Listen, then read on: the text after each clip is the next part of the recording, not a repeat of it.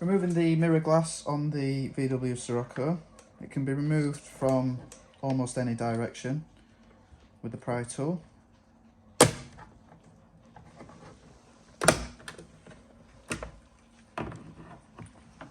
And then you've got the power to the heated glass.